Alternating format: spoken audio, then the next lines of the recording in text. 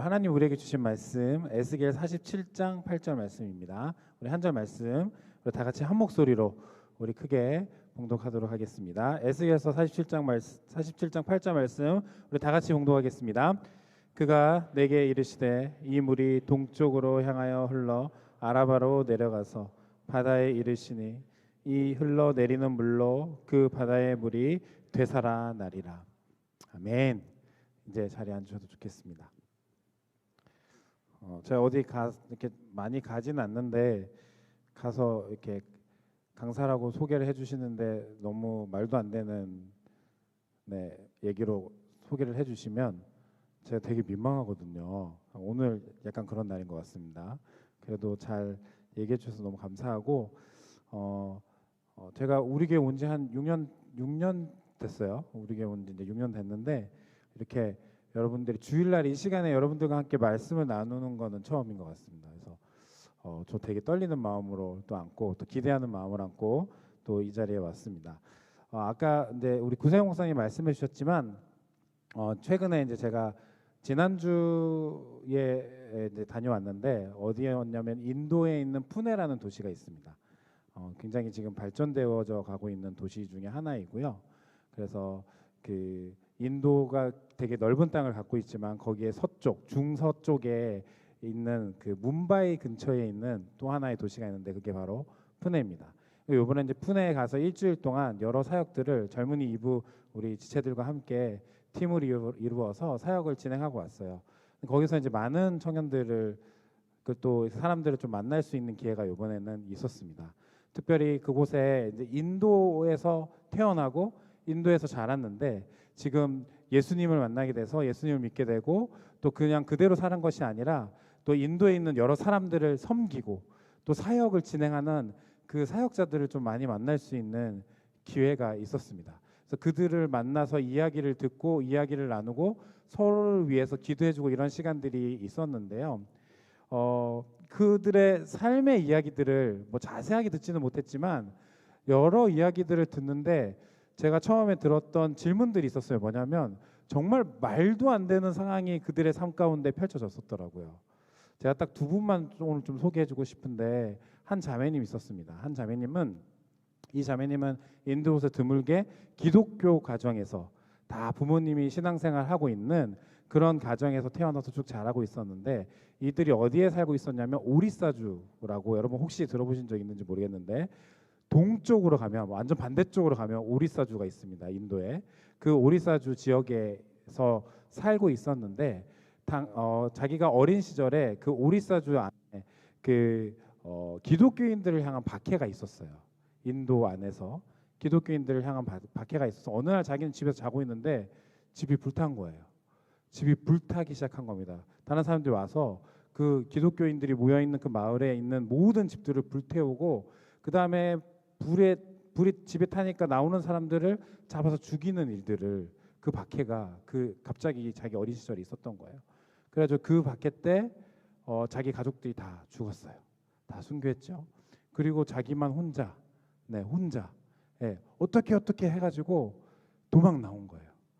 도망 나와서 이게 도망을 나서 막 걸어가다 보니까 어떻게 됐냐면 그 사이에 인신매매하는 사람한테 잡힌 거예요. 또 그래서 결국 그렇게 이제 자매 여자분들 같은 경우에 그렇게 잡히면 보통은 사창가로 넘어가거나 이렇게 되는 일들이 많이 있거든요. 그래서 그 과정 속에 정말 기적과 같이 탈출을 해가지고 왼발로 도망쳐서 나와서 이르게 된 데가 바로 푸네라는 도시에서 지금 살게 된 것입니다. 한 형제가 있습니다. 한 형제는 이 형제는 그냥 일반적인 그 힌두교를 믿는 가정에서 태어났는데 어린 시절에 자기가 친구랑 놀러 나갔다가 납치를 당한 거예요. 납치를 당했습니다. 그래가지고 납치를 당해서 어디로 막 끌려가 댕기고 막 이렇게 됐는데 그때는 어린 시절 너무 어렸던 때라 사실 기억은 잘 안 난대요. 그런데 그렇게 납치된 남자아이들은 보통 이제 노예 생활을 시작하게 됩니다. 그래서 그렇게 해서 어떤 사람의 집에 끌려가서 거기서 노예 생활을 시작했는데 거기도 기적적으로 어떤 기회가 생겨서 탈출을 했어요. 그래서 수백 킬로를 차도 겁나서 얻어 타지 못하고 그냥 수백 킬로를 걸어서 푸네에 이렇게 도착해서 도망 이런 또 형제가 한 명 있었습니다. 근데 지금 그 형제들이 말도 안 되는 삶이잖아요. 여러분 잘 체감이 안 되잖아요. 요즘에도 그런 일이 있다고? 아마 그런 생각이 들걸요. 여러분 그 얘기 들으면 우리에게선 주변에 쉽게 일어나지 않는 일이기 때문에 이게 별로 체감이 안 될 거예요. 근데 그런 게 그들의 삶에 있었다고요. 절망적인 일이 그들 가운데 있었다는 겁니다. 그리고 그 중에 한 명은 이미 기독교인이었어요. 하나님을 믿는 가정에서 태어나서 쭉 자랐다니까요. 근데 그에게 그런 일이 일어난 거예요. 그래서 제가 만약에 그런 상황이었으면 엄청 절망했을 것 같았거든요. 그리고 이건 하나님은 살아계신 게 아닌 게 분명히 막 이랬을 것 같고, 그리고 그런 자기의 삶에 비관하거나 절망하거나 그냥 될 대로 되라 이렇게 살아 버렸을지도 모를 것 같다라는 생각이 제 안에 있었어요. 그런데 이들이 지금 제가 만난 그 사람들은 어떻게 살고 있냐면 세상 그 어떤 사람보다 너무너무 밝고 그리고 열정적으로 하나님이 자기에게 주신 영혼들이라고 생각되는 그 인도에 있는 현지 사람들을 섬기면서 정말로 열심히 살아가고 있더라고요. 주변의 환경이 바뀐 게 없는데. 그 형제는 우리가 요번에 가서 팀원들이 청년들이 어떤 걸 했냐면 그 안에 이렇게 그 헤나라고 그러나 이렇게 문신 비슷한 거 있잖아요. 이렇게 한 2, 3주 정도 가는 문신을 이렇게 해주는 자매가 한 명 있었어요. 그래가지고 다 같이 받으라고. 그래서 저는 무서워서 안 받는다고 그러고 나머지는 다 막 이렇게 청년들 받았거든요. 근데 그 친구 아까 제가 납치당했던 그 형제가 전혀 이런 걸 잘 받지 않는 것 같은 거예요. 그래서 가서 물어봤어요. 너는 안 받냐? 그랬더니 자기는 이런 거 안 한대요. 왜? 그랬더니 자기가 그렇게 노예 생활을 시작할 때 자기 주인이었던 사람이 자기한테 그 문신으로 낙인을 찍은 거예요. 그 저한테 보여주더라고요. 그래서 나는 이거 지우려고 진짜 노력했는데 안 지워지더라라고 하면서 나는 그래서 저거 하는 거 너무 힘들어 이렇게 하면서 하더라고요.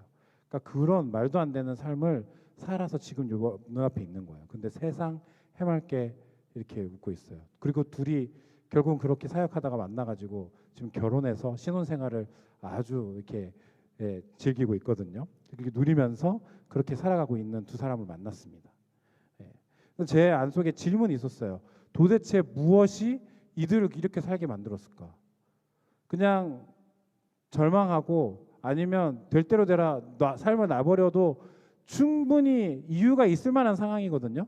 그런데 그거를 놓지 않고 오히려 자기를 위해 사는 게 아니라 하나님이 자기에게 맡겨줬다라고 생각하는 그 인도의 슬럼가에 있는 그 푸네에 있는 슬럼가에 있는 사람들을 자기가 비슷한 환경 가운데 있는 그 사람들을 오히려 섬기면서 그들 가운데 또 아이들을 또 모아가지고 교육도 시켜주고 같이 놀아주기도 하고 이런 복음도 전하고 매일매일 집집을 방문하면서 내가 만난 예수님이 이런 분이다라고 얘기하면서 그렇게 막 복음을 전하고 살아가고 있는 그 모습을 보면서 질문이 생기는 거예요.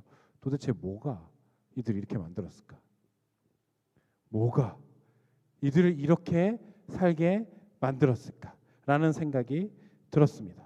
그래서 오늘 이 질문에 대한 대답을 오늘 말씀을 갖고 찾아보면서 한번 여러분과 함께 이 말씀을 나누고 싶습니다. 오늘 우리의 본문은 어디냐면 에스겔서 본문이에요. 여러분 에스겔서 아마 익숙하지는 않을 텐데 이 바벨론의 느부갓네살 왕이라고 아주 강력한 왕이 있었습니다.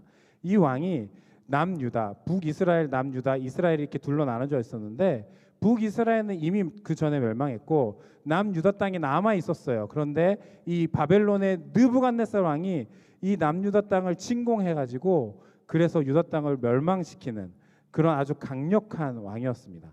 첫 번째로 침공했어요. 첫 번째로 침공해서는 포로들을 끌고 갔는데 어떤 포로들을 끌고 갔냐면 주로 정치 지도자들 또 엘리트들 이런 사람들을 끌고 갔어요. 그 첫 번째로 침공했을 때 끌고 갔었던 포로 중에 한 사람이 누구냐면 우리가 잘 아는 다니엘이에요. 다니엘이 그 1차 포로 명단에 있었습니다. 그리고 두 번째로 또 침공을 해요. 또 침공을 해서 이때도 포로를 다시 끌고 가는데 그때 포로들은 종교 지도자들을 주로 많이 끌고 갔습니다. 제사장 같은 사람들이죠. 그래서 이때 끌고 갔을 때에 포로에 포함되어 있었던 사람이 누구냐면 에스겔이에요. 이 사람 레위인이고 제사장이었거든요. 그래서 그 에스겔이 여기에 포로로 끌려가서 이제 있습니다. 처음에 사람들이 바벨론의 포로로 끌려갔을 때 물론 나라가 멸망하고 느부갓네살 그리고 바벨론은 너무 강력하고 그러니까 우리가 힘이 없어서 끌려왔다. 하지만 조금 있으면 다시 돌아갈 수 있을 거야. 우리는 하나님의 백성이야. 이런 약간의 소망이 그들 가운데 있었을 것 같아요. 그런데요, 그렇게 시간이 지나도 본인들이 돌아갈 기미가 보이지 않아요. 오히려요, 느부갓네살 왕이 BC 586년도에 세 번째 침공을 합니다. 세 번째 침공을 해서는 어떤 일이 일어나냐면 예루살렘 도성을 완전 초토화시켜버려요. 그리고 예루살렘 성전을 무너뜨립니다. 성전을 완전히 다 없애버려요. 그런 일들이 일어나게 돼요. 그렇게 3차 침공이 끝나고 난 다음에 포로로 끌려갔던 그리고 예루살렘에 남아있었던 그 이스라엘 백성들 모두가 마음속에 동일한 감정을 느꼈을 거예요. 그게 뭐냐면 절망일 것입니다. 아무 소망이 없는 거예요. 소망이 1도 없는 거예요. 그래도 우리 다시 회복될 줄 알았는데, 그래도 우리 뭔가 하나님이 이렇게 좀 도와주셔가지고 우리 나라를, 우리 민족을 하나님의 백성으로 회복시켜 주실 줄 알았는데, 그것은커녕 성벽이 무너지고 예루살렘이 초토화되고 예루살렘 성전이 무너져 내리고, 그게 이방 왕 바벨론 왕 느부갓네살 왕의 손에 그렇게 자행되는 것을 보면서 이스라엘 백성들이 이제 더 이상 소망이 없다라고 생각했을 거라고요. 그렇게 절망을 느끼고 있는 그 이스라엘 백성들, 그 중에 한 사람 에스겔에게 이 에스겔 말씀이 임한 거예요. 그래서 그 에스겔 말씀에 보면 너희들이 심판을 당했다, 너희들이 무엇을 잘못했다, 이런 얘기들도 있지만 쭉쭉쭉 어떤 이야기들이 계속해서 빌드업돼서 얘기가 진행이 되고 있냐면 이스라엘에 대한 회복에 대한 이야기가 계속해서 이야기가 돼 있어요. 그 이야기가 쌓여지고 특별히 이스라엘의 성전이 다시 회복될 것이다라는 이야기들이 에스겔을 통하여서 하나님께서 계속해서 말씀해 주십니다. 그 빌드업되고 하이라이트가 어디냐면 오늘 우리가 읽은 에스겔 48장의 말씀입니다. 지금 현상은 그래요. 그래서 하나님께서 에스겔에게 환상을 보여주시는 거예요. 너희 지금 이 성전으로 와봐. 성전이 이렇게 회복이 될 거야.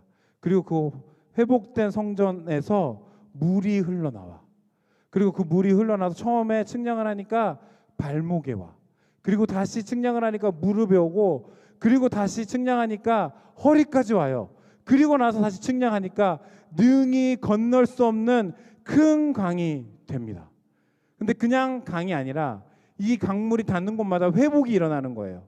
다시 회복이 일어나고 죽음 바다라고 여겨졌던 그 사해에 그 강물이 흘러 들어가니까 그 사해가 다시 살아나게 된다라는 그 환상을 에스겔에게 보여주시는 거예요. 지금 포로 가운데 있는 에스겔에게. 에스겔이 어떤 마음이 들었을까요? 처음에 제가 이 본문을 읽었을 때 에스겔의 마음이 이랬을 것 같았어요. 우와, 진짜 감격스럽다. 영광스럽다. 오, 하나님이 이런 환상을 나한테 보여주시다니 너무 영광스럽다. 그렇게 생각했을 것 같아요. 그런데 이런 비슷한 이야기가 에스겔서에 계속 진행이 계속 이야기가 되고 있거든요. 에스겔에게 한 이야기 또 하고 한 이야기 또 하고 이런 비슷한 이야기들을 계속 하세요. 한 이야기를 계속 하는 이유가 뭘까요? 그 이야기를 듣는 사람이 이 이야기를 잘 믿으니까 계속해서 반복해서 얘기해 주실까요? 아니잖아요. 뭐예요? 믿지 못하니까 계속 반복하는 거예요. 왜? 여러분 한번 잘 생각해 보세요. 여러분이 에스겔이라고 생각해 보세요. 지금 나는 소망이 1도 없어요.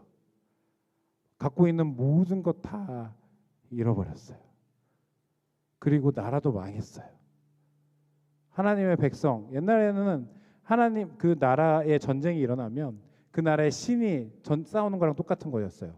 그래서 승전국의 신이 훨씬 센 신이었어요. 바벨론의 주신이 마르둑 신이거든요.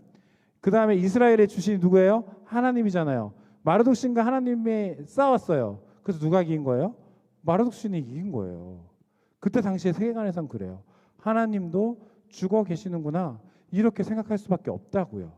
지금 사람들 가운데 절망 가운데 있어요. 그런데 그렇게 절망하고 환경이 전혀 바뀌어지지 않고 이게 회복될 기미가 있다, 이런 조금의 여지도 보이지 않는 그런 에스겔에게 하나님의 말씀이 임하셔서 보여준다라는 게, 와, 이렇게 놀라운 회복이 일어날 거야, 너희들에게 놀라운 일이 일어날 거야, 이렇게 얘기하고 계시는데 에스겔에게 이게 체감이 됐을까요? 안 되죠. 지금 내 상황은 말도 아닌데, 아무것도 아닌데, 지금 나라는 망해가지고 소망이 1도 없는데 이런 말씀을 해주신다고요? 하나님 장난하십니까? 그런 마음이 들었을 것 같아요. 여러분, 우리도 마찬가지예요. 여러분, 하나님이 우리 만나주셨잖아요. 아까 우리 찬양하면서 고백했잖아요. 예수 그리스도를 우리에게 보내셨어요. 십자가의 그 놀라운 사랑으로 우리가 주님을 사랑할 수 있게 만드셨잖아요. 그렇죠. 그게 여러분에게 감사의 고백이 되십니까? 여러분에게 계속해서 감사의 고백으로 남아 있으세요? 아니면 그건 그거고, 지금 내 주변에 삶에 진행되는 여러 가지 이야기들을 보니 그거는 그냥 그대로 남아놓고 교회 가서 좀 눈 감고 좀 눈물 흘리면서 은혜롭게 찬양하는 요소는 될지 모르겠지만 내 삶에는 전혀 영향력이 없어, 아무것도 아니야, 이게 무슨 소용이 있어, 소망이 없어, 이렇게 가면서 여러분들의 삶을 살아가고 있지는 않으십니까? 하나님이 계속해서 우리한테 말씀하시잖아요. 내가 너 사랑해, 그래서 내가 이렇게까지 하는 거야 라고 하지만 그 말이 전혀 믿어지지 않은 거예요. 그게 무슨 소용인데요? 내 삶은 이 모양 이 꼴아진데 그거 갖고 뭐 하라고요? 하나님한테 혹시 그렇게 질문하고 계시지는 않냐고요. 에스겔이 그런 마음이었지 않을까 생각해요. 하나님, 이거 백날 보여줘봤자 뭐 하시는데요? 내 삶에 아무 일도 일어나지 않는 것 같은데요.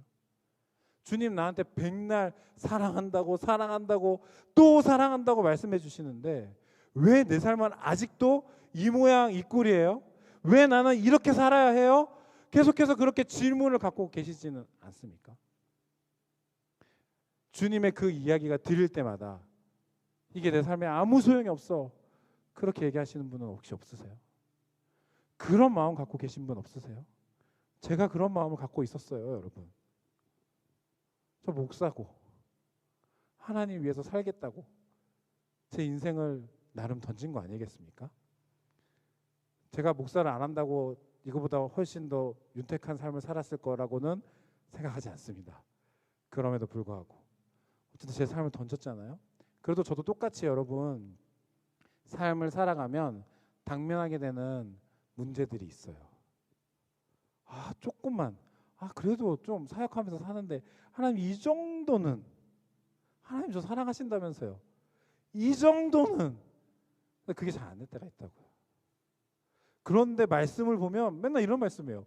회복이 있을 것이다, 널 통해서 내가 엄청난 일을 할 거야, 내가 너를 너무 사랑해, 내가 너에게 임재했어, 막 이런 얘기 하는 거예요. 제가 이 본문 앞에서도 똑같은 질문을 했어요. 하나님, 이런 놀라운 일이 제 삶에 보이지 않는데 이게 무슨 소용입니까? 그때 제 마음속에 들었던 게, 본문을 한번 차근히 잘 봐봐, 이런 마음이었어요. 그래서 본문을 한번 더 자세히 보도록 했습니다. 우리 1절 말씀 우리 한번 다 같이 읽어볼까요? 1절에 이렇게 돼 있어요. 1절 우리 다 같이 한번 읽어보겠습니다. 시작. 그가 나를 데리고 성정문에 이르시는 성전은 앞면이 그 문지방 밑에서 물이 나와 동쪽으로 흐르다가 성전 오른쪽 제단 남쪽으로 흘러내리더라. 지금 많은 것을 되살리는 물의 시작점이 여기 나와 있어요. 어디예요? 성전이에요. 성전. 성전에서 이 물이 시작이 되는 거예요. 여러분, 성전과 일반적인 건물의 차이점이 딱 하나 있어요. 뭘까요? 성전과 그냥 건물의 차이점이 있어요. 디자인이 좀 이상해도 성전이 될 수 있는 조건이 있어요.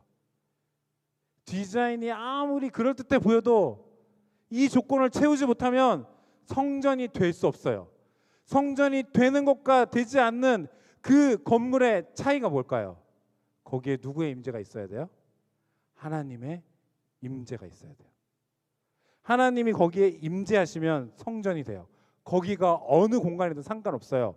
거기에 하나님이 임재하시면 그곳이 성전이라고. 왜요? 성전은 하나님의 사랑하는 하나님의 백성들과 만나기 위해서 만남의 장소로 만든 곳이에요. 그래서 옛날에 성막을 성경에 보면 성막이라는 표현보다 더 많이 나오는 표현이 있어요. 그게 뭔지 아세요? 회막. 회막, 만남의 장소. 누구와? 하나님과 하나님의 백성이 만날 수 있는 유일한 장소. 그곳이 어디예요? 성막, 회막, 성전이에요. 그 성전을 결정짓는 가장 중요한 요소는 누가 뭐래도 하나님의 임재입니다. 이 사실을 믿으십니까? 믿으세요? 네, 잘 못 따라오신 것 같아서. 믿으시죠? 성전에 하나님이, 어느 장소든 하나님이 임재하시면 그곳이 성전이 되는 거예요. 여러분, 모세를 하나님께서 호렙산에서 부르셨어요. 그 불에 붙었는데 타지 않는 그 떨기나무 그 가운데서 하나님이 모세에게 음성을 들려주셔서 그 모세가 그걸 이상히 보고 그 안에서 모세가 그곳으로 갑니다. 그리고 그 모세가 있을 때에 그 떨기나무를 보고 온 그 모세 앞에서 하나님이 말씀하시죠. 네가 선 곳은 거룩한 땅이니 그곳에서 신을 벗어라. 거룩한 땅이라고. 그냥 산인데 거룩한 땅이 됐어요. 이유는 뭐예요? 거기에 하나님이 임재하셔서 그곳이 성전이 된 거예요. 하나님이 임재하시면 어디든 그곳이 성전인 거예요. 여러분, 신약 성경에 보면 여러분 계속 사도행전 아마 살펴보고 있는 걸로 제가 알고 있는데 그 사도행전에 보면 교회가 시작되는 장면이 있어요. 교회가 언제 시작되죠? 사도행전에서 보면 교회가 언제 시작돼요? 마가의 다락방에 누가 임재하셨을 때? 성령님이 임재하고 난 다음에, 그 다음에 교회가 시작되잖아요. 여러분, 교회로 살아가게 되잖아요. 교회가 시작되는 겁니다. 임재가 중요한 거예요. 임재가 교회를 만드는 것이고 임재가 성전을 만드는 거예요. 그리고 말씀은 무엇이라고 얘기하냐면 그 하나님의 거룩한 임재가 어디에 있다? 하나님의 사랑하는 백성들, 그의 자녀 가운데 있다라고 성경이 정확하게 설명하고 있어요. 그러니 우리가 뭐예요? 성전인 거예요. 우리 안에 누가 임재해 계시니까? 우리 하나님이 임재해 계시니까. 우리가 뭐라고요? 성전이라고요.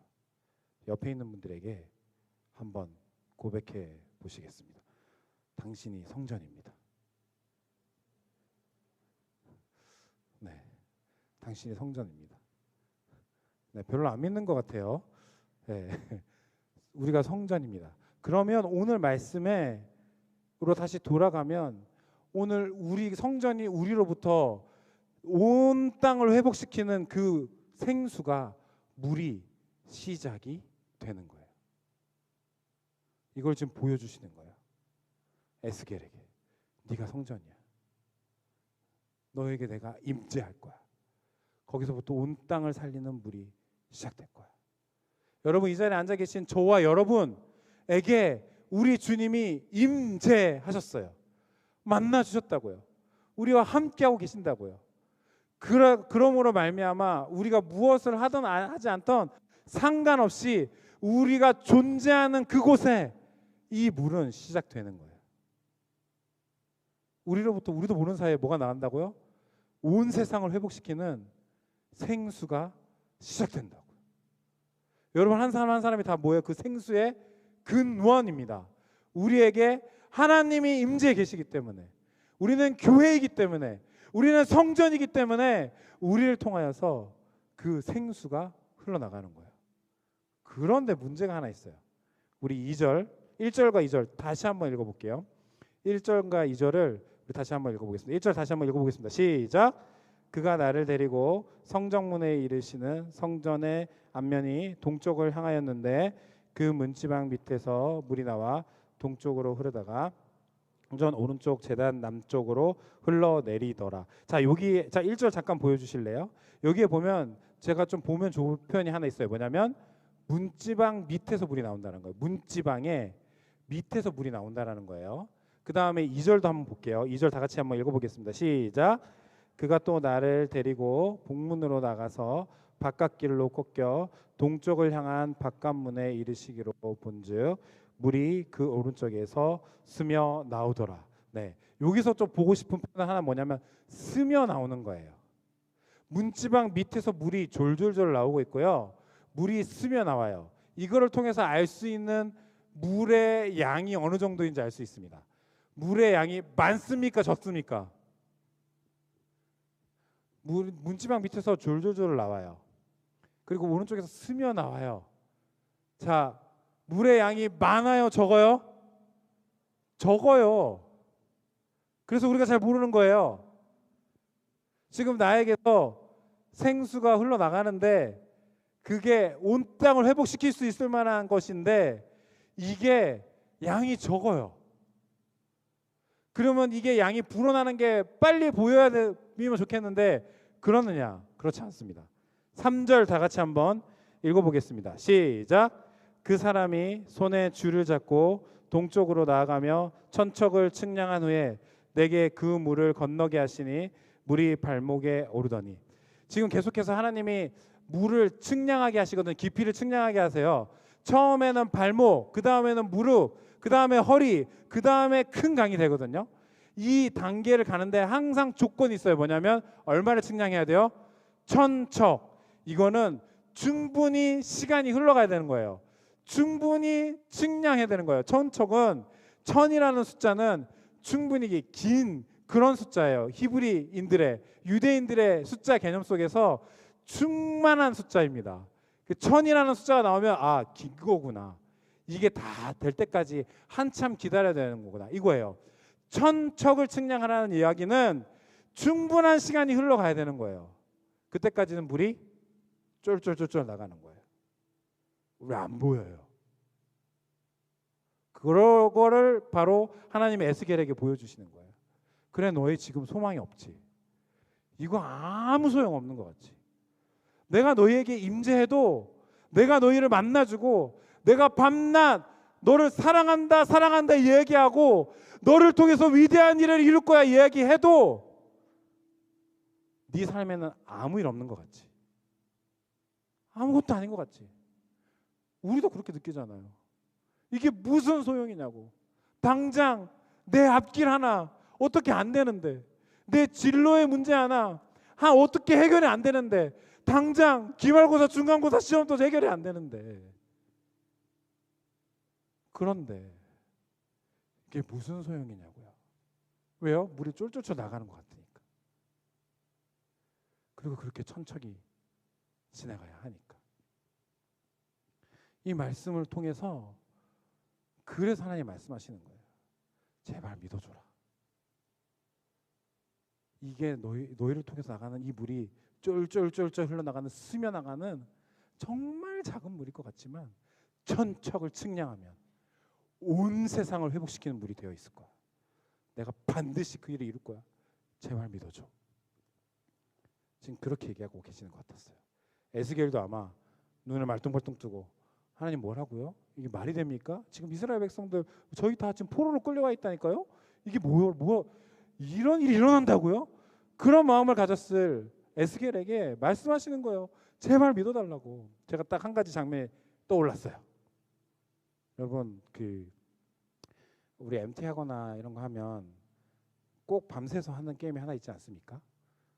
마피아 게임. 네, 요즘에 많이 하는지 모르겠는데 젊은 친구 많이 하나요? 네, 그거 하고 막 의상하기도 하고 막 난 너를 믿었는데 막 이렇게 하잖아요. 네, 그런 게임이 있는데 이게 뭐 각 지역마다 여러 가지 룰들이 있더라고요. 막 이렇게 마피아랑 시민 외에 막 다른 것들도 막 집어넣기도 하고 하는데 어쨌든 게임을 진행하다 보면 이렇게 얘기를 하다 보면 마피아로 지목되는 한 사람이 있잖아요. 여러분 다 아시죠? 그러면 그 마피아를 지목된 한 사람이 이제 사회자가 이쯤 됐습니다. 그러면 누가 마피아인지 지목해 보십시오 하면 그 사람 지목되면 그다음에 지목하고 난 다음에 마지막으로 투표를 하잖아요. 살릴 것인지 죽일 것인지. 그렇죠? 그 사이에 하는 게 뭐예요? 마지막으로 최후 변론. 예, 최후 변론 하잖아요. 그러면 이제 마피아로 지목된 사람은 자기가 마피아가 아니라는 것을 이야기를 해야 되잖아요. 네. 뭐 논리적으로 설명하는 사람도 있고 감정에 호소하는 사람도 있는데 결국 마지막엔 이거예요. 제발 믿어주세요. 막 이렇게 저는 그렇게 하면서 우는 사람도 봤어요. 제발 믿어주세요. 막 이러면서 네, 나 진짜 아니에요. 막 이러면서 그렇게 하잖아요. 근데 저는 지금 하나님이 이스라엘 백성들에게 에스겔에게 그렇게 말씀하시는 것 같아요. 제발 좀 믿어줘라고. 왜? 우리 못 믿겠으니까. 안 믿고 있으니까. 내가 너희를 통해서 그 일을 할 거라고.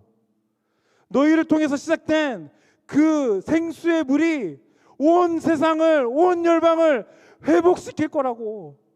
제발 흘려보내라고. 내가 너에게 임재해 있다고. 너를 사랑한다고. 내가 너랑 만나려고, 너에게 임재하려고 내 사랑하는 아들을 십자가에 죽게 했다고.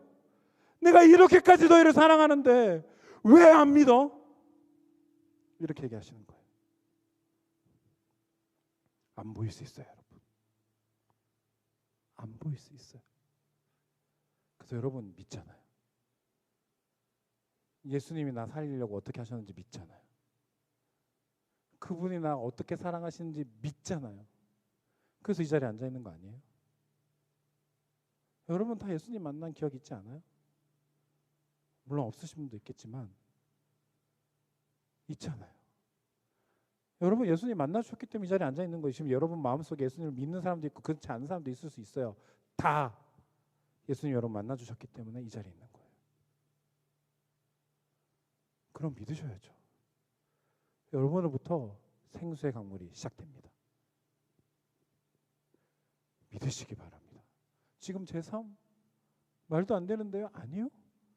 진행된다니까요. 제가 오늘 말씀 시작하면서 소개했던 두 사람 있죠? 자매 이름은 레시마라는 자매예요.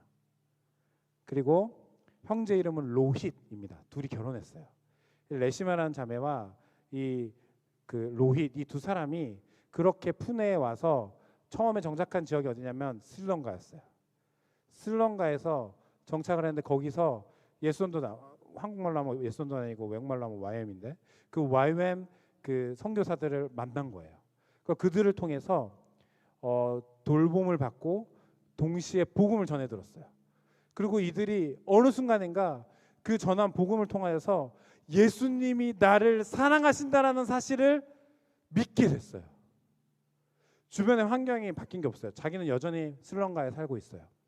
그리고 부모님은 이제 한쪽은 다 돌아가셨고 한쪽은 어디 있는지도 몰라요.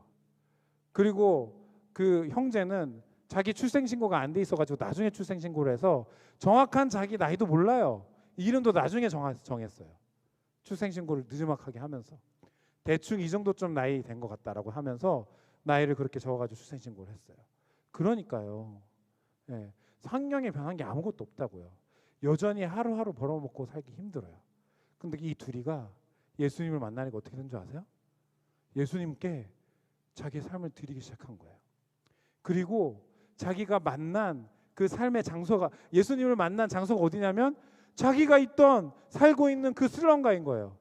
그래서 여기 스리랑카에 살고 있는 사람들 소망도 없고 빛도 없고 아무 희망도 없이 살아가고 있는 이 사람들에게 예수님을 소개만 하면 이들도 바꿔서 살 수 있겠구나 라는 마음이 들었던 거예요. 그래서 이들이 지금도 그 스리랑카에서 매일매일 복음 전하고 있어요. 선교사가 자기에게 했던 것처럼 그렇게 복음 전하고 있고요. 아이들 모아가지고 맛있는 것도 주고 자기도 먹을 거 없으면서 그리고 막 같이 놀아줘요. 그리고 우리 같은 단기 선교팀 오면 와가지고 소개해줘요. 그리고 막 이렇게 교육도 시켜주고 공부도 가르쳐주고 막 이런 것들을 하고 있어요. 거기에서 그 사람들을 섬기면서 예수님이 나를 이렇게 사랑해 주셨기 때문에 내가 이들을 사랑합니다 라고 하면서 그렇게 똑같이 예수님이 찾아온 방법 그대로 그 방식 그대로 사람들을 섬기고 있어요. 그렇게 바뀔 수 있었던 원인 딱 하나예요. 하나님이 임재하셔서 그래요. 예수님이 만나 주셔서 그래요. 그래서 비록 그들의 삶에 지금 막 위대한 사역의 열매가 있는 게 아니에요. 제가 이번에 가서 봤거든요. 너무 척박하고 힘들어요. 그리고 안전도 위험해요. 거기는 힌두 지역이기 때문에 힌두인들이 어느 날 갑자기 와가지고 이 기독교인들이라고 막 해코지할지도 몰라요. 실제로 그런 일들이 되게 그 사역하면서도 있었거든요. 위험할지도 몰라요. 그럼에도 불구하고 계속해서 물이 쫄쫄쫄 나가는 것 같은데 계속 생수를 보내고 있어요. 그렇게 해서 예수님을 믿게 된 사람들이 조금씩 생겨나고 있습니다, 여러분. 한 10대 명의 청소년들이 있더라고요. 예수님 믿는데요. 제가 물어봤어요. 우리 사역하는데 와서 계속 도와주고 막 그래요. 이 사람은 이런 사람이고요. 저 사람은 저런 사람이고요. 그러는 거예요. 우리에게 여러분 생수가 있습니다. 우리가 생수의 근원이에요. 회복시킬 수 있어요. 비록 쫄쫄쫄 나간다 할지라도. 여러분의 삶도 마찬가지입니다. 올해 3월 달에 제가 아주 친하게 지내고 있던 한 목사님이 전화를 주셨어요. 전화를 주셨는데 부산에 자기 지금 이렇게 어떤 이야기들을 지금 나누고 있는데 사역자들이 부산에 방문할 건데 부산 상황을 좀 듣고 싶다고 같이 이야기를 나눌 수 있느냐라고 얘기했어요. 그렇게 해서 알겠습니다라고 해서 이제 3월 달에 제가 그 사역자들과 함께 부산에 해운대에 있는 어떤 곳에서 만나서 같이 이야기를 나누게 됐어요. 근데 거기에서 나눈 이야기가 뭐였냐면 이런 거예요. 뭐 제이어스라든지 아이자야 61이라든지 이런 이제 좀 우리에게 알려진 그 유튜브를 통해서 좀 많이 이렇게 알려진 찬양팀들이 정기 집회를 하기 위해서 여러 가지 티켓을 오픈을 하고 하면 순식간에 다 나간다는 거예요. 몇천 장 정도는. 몇천 장 정도는 정말 순식간에 나간다는 거예요. 그래서 제가 처음에 그 얘기를 들었을 때 또 자기 자랑이네 막 이렇게 생각했거든요. 근데 그게 아니라 이들이 그 얘기를 하는 이유가 뭐냐면 그런데 가만히 보니까 교회에서 단체로 구매하는 경우가 없다라는 거예요. 있긴 있는데 거의 없대요. 교회에서 또 이제 왜냐하면 대형 교회들은 이 정도의 집회들은 다 교회 안에서 진행할 수 있고 하니까 교회들이 이걸 단체로 그렇다고 작은 교회들이 단체로 주문하는 것 같으냐? 그것도 아니라는 거예요. 그런데 그냥 개인적으로 335 그냥 다음 세대들이 청년들과 청소년들이 그 티켓을 오픈되기를 기다렸다가 광클릭질을 해가지고 바로 티켓을 마감시켜 버린다는 거죠. 그랬어요. 그래서 제이어스 김준영 대표가 계속해서 이제 그 컨퍼런스를 위해서 서울 안에 있는 좋은 곳의 장소들을 이제 알아보다가 원래 서울시에 이제 잠실에 가면 올림픽공원이 있거든요. 거기에 집회를 할 수 있는 체육관들이 있어요. 근데 거기 잘 안 열어주거든요. 특히 종교 집회들에는 잘 안 열어줍니다. 그래서 그래도 계속해서 문을 두드리고 있었는데 어느 날 갑자기 그 잠실 실내 체육관이 문이 열렸다는 거예요. 그게 제이어스 김준영 대표한테 연락이 왔어요. 그래서 그거를 딱 보면서 처음에는 제이어스 컨퍼런스로 이 장소를 사용하고 해야 되겠다. 그리고 뭐 한 10,000장 정도 티켓은 금방 나갈 것이다라는 생각을 하면서 그렇게 이제 준비를 하고 있는데 갑자기 마음속에 그 생각이 든 거예요. 아니 근데 우리가 항상 티켓을 오픈할 때마다 여기서 335 게릴라처럼 그렇게 모여가지고 티켓을 구매를 하고 나가는데 이게 어떻게 보면 다음 세대들 안에서 여기저기서 전국적으로 부흥의 불씨가 일어나는 것 같다라는 생각이 들은 거예요. 근데 그게 우리 눈에 체감이 안 되는 거죠. 왜? 다 흩어져 있으니까. 다 흩어져 있으니까 체감이 안 되는 거예요. 그래서 이거를 좀 어떻게 하면 도울 수 있을까라는 마음이 들어서 주변에 있는 목사님들한테 도움을 요청한 거예요. 그래서 그 고민을 안고 사역자들이 부산에 내려온 거예요. 그래서 부산 상황은 좀 어떻습니까? 라고 얘기를 해서 제가 그 안에 우리 교회 지금 청년들 안에서 일어나고 있는 이야기들을 몇 가지 나눴어요. 우리 교회 요즘에 코로나 이후에 새가족들 굉장히 많이 와요. 대부분 수평 이동이에요. 여기까지 얘기했어요. 그리고 나는데 이 수평 이동의 대부분의 인원들이 한 반 정도 되는 인원들은 이사를 하거나 직장에 옮겼거나 뭐 학교를 이쪽으로 왔거나 이렇게 해서 온 케이스들이 있는데 그게 아니라 한 반 정도의 케이스는 어떤 케이스냐면 교회 청년부가 갑자기 없어진 거예요. 수평이동인 교회 청년부가 갑자기 없어진 거예요. 아니면 교회에서 청년부가 없거나 한두 명 이게 열심히 교회를 신실하게 지키면서 열심히 사역을 했는데 그렇게 해서 지쳐가지고 너무너무 지쳐서 조금 훈련받고 나도 좀 살고 싶어서 찾아온 사람들도 많이 있습니다. 라고 했고 또 한 부류의 사람들이 있어요. 어떤 사람들이 있냐면 교회 경험이 없어요. 근데 갑자기 교회 가야 되겠다 해서 찾아오는 사람들이 꽤 있어요. 근데 이들의 문제점이 하나 있어요. 뭐냐면 기존에 있는 교회 청년들과 어울리지 못해요. 전혀 다른 문화를 갖고 있거든요. 예배드리는 스타일부터 달라요. 네. 그래서 그 세 부류의 이야기들을 같이 그 사역자들이랑 같이 얘기했어요. 그랬더니 그 마지막에 소개해준 걔네들 때문에 저희가 지금 이렇게 얘기하는 거예요. 이렇게 얘기하는 거예요. 그래도 교회 안에 있는 청년들은 그래도 이렇게 같이 예배하면서 자라 있고 그리고 또 그 안에서 신앙 훈련도 받고 있는데 교회 밖에 청년들이 있어요. 청소년들이 있어요. 얘네들이 유튜브나 이런 것들을 통해서 찬양을 보고 그래서 그런 정기 집회가 열리면 마치 콘서트 티켓 구매하듯이 구매가지고 오는 거예요. 근데 교회는 잘 몰라요. 교회 문화는 잘 몰라요. 그러니까 이들이 교회에 들어왔을 때 기존에 있는 멤버들과 충돌하는 일들이 되게 많다라는 거예요. 이것들을 좀 연결해 주고 싶다라는 얘기들을 같이 하는 거예요. 근데 어떻게 할 것인가 한 3시간 4시간 동안 같이 얘기를 했지만 답은 없었어요. 그냥 탁상 공부만 있고 헤어졌어요. 그리고 이 이야기를 젊은이 교육자들에게 같이 나눴어요. 그런데 구세영 목사님이 갑자기 어느 날 갑자기 저를 찾아왔어요. 얘기하는 거 젊은이 일부에 이렇게 얘기하는 지체가 있다라고 얘기하면서 뭐라고 얘기했냐면 우리 젊은 일부에도 좀 새가족들이 있는데 새가족들 중에 교회 작은 교회에서 소속돼 있다가 온 친구들이 있는데 교회 청년부가 없어졌거나 또 청년부가 있지만 2-3명 아주 연약한 공동체를 이루고 있는 그런 교회들에서 온 지체들이 좀 있다. 그리고 아직도 신실하게 그 교회를 지키고 있는 그리고 거기서 성실하게 신앙생활하고 있는 청년들이 많이 남아있다. 특히 부산 경남 지역에 그런 사람들이 많다. 그런데 젊은이 일부 지체들이 이들을 좀 도왔으면 좋겠다라는 이야기를 한다라고 저한테 얘기를 했어요. 근데 그 얘기를 듣고 났더니 작년 생각이 나는 거예요. 작년에 젊은이 2부에 수련회가 끝나고 난 다음에 젊은이 2부 지체 몇 명이 저한테 찾아왔어요. 저한테 찾아와서 똑같은 얘기를 했거든요. 이 부산 경남 지역에 그런 청년들이 있는데 저희들이 좀 도와야죠. 어떻게 하면 도울 수 있을까요? 이렇게 생각한 거예요. 그들을 좀 연결해주고 싶고 돕고 싶고 힘을 주고 싶은데 어떻게 하면 도울 수 있을까요? 그런 얘기들을 저한테 했었어요. 그때는 저도 답이 없었거든요. 그런데 최근에 그 목사님과 3월 달에 얘기했던 그 얘기들과 같이 연결되면서 저한테 연결해 주셨던 그 목사님께 제가 다시 전화를 드렸어요. 그 목사님이 이제 움직이는 교회 김상현 목사님이었는데 그 목사님한테 다시 전화를 드려서 우리 교회 청년들이 이런 얘기를 하는데 이번에 하는 그 무브먼트 가운데 요거를 같이 접목해서 부산에서는 좀 했으면 어떨까 이런 얘기를 한 거예요.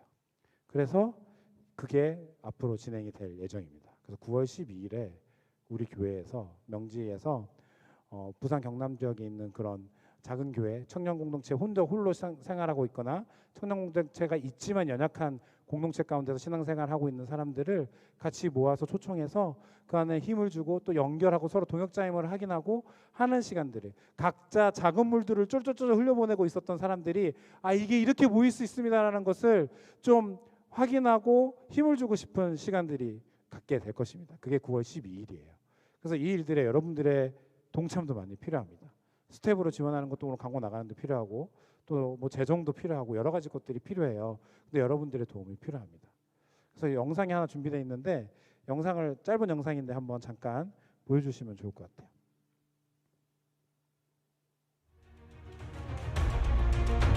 안녕하세요. 팀노거시 로다 간사입니다. 9월 10일 금요일 호산나 교회에서 G2A 부산 워십이 열립니다. 이번 집회는 특별히 부산 경남 지역의 청년들을 위해서 준비하고 있습니다. 아쉽게도 부산 경남 지역에는 교회의 청년 공동체가 없거나 부족한 것이 현실입니다. 그럼에도 각 교회를 묵묵히 지켜나가고 섬기고 있는 많은 청년들이 있습니다. 이번 집회를 통해서 그 청년들이 함께 모여서 연합되어지고 함께 예배하고 특별히 서로가 서로를 믿음의 동력자로서 확인하고 서로를 격려하고 응원하는 그런 시간이 되기를 기대하고 있습니다. 또한 많이 혼란스럽고 어려운 세대를 지나가고 있는 우리 청년들에게 부어주시는 하나님의 강력한 부르심 앞에 우리 청년들이 마음으로 그리고 삶으로 응답하는 시간이 되기를 기대하고 있습니다. 9월 12일 금요일 호산나 교회에서 열리는 G2A 부상 워십에 팀룩 워십도 찬양으로 함께합니다. 모든 청년 여러분들을 기쁨으로 초대합니다. 함께 예배합시다. 네, 그래서 9월 12일에 G2A 부산 워십이라고 이런 이름을 갖고 우리 이 시간들을 진행하려고 합니다. 이걸로 끝나는 게 아니라 요 뒤에 여러 가지 것들을 좀 팔로우하면서 함께 도우려고 했어요. 그래서 우리 가운데 젊은이 1부 3명, 젊은이 2부 3명 해서 그 TF도 지금 구성이 돼 있습니다. 아주 열심히 지금 준비하고 있는데요. 이런 게 아무 소용 없다고 생각하시는 분들도 있을지 모르겠어요. 네. 아이고 또 맨날 이렇게 하는 거 대형 집회 한번 하고 우리 해봤잖아.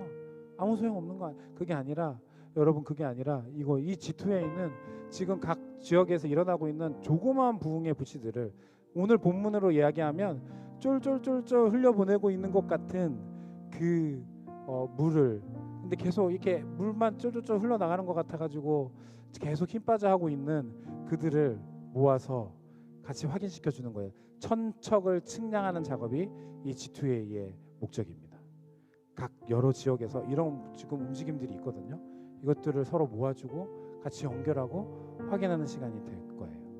그래서 그 시간들을 위해서 G2A를 같이 준비하고 있습니다. G2A는 Go to All의 약자예요. 그래서 뭐냐면 마태복음 28장에 있는 너희는 가서 모든 민족을 제자로 삼아 이 말씀을 모토로 삼고 있어요. 너희는 모든 곳으로 가서 모든 민족을 제자로 삼아라. 그 일들에 우리가 함께 하는 것입니다. 부산 경남 지역에서 일어날 이 일들 가운데도 여러분들 함께 해주셨으면 좋겠어요. 우리도 그렇게 여러분 하나님이 주신 마음을 갖고 그 물을 조금이지만 흘려보내는 것입니다. 여러분 각자에게 주신 하나님의 마음이 있을 거예요. 하나님 만나주셨잖아요.